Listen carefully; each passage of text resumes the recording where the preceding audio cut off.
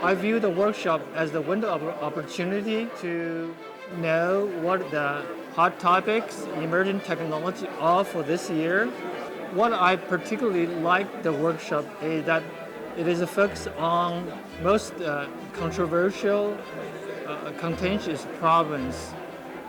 For instance, this year, I'm eager to learn from Dr. Fangtan Bell Labs on SDM, optical communications, and Professor Prucknell from Princeton University on neuromorphic photonics.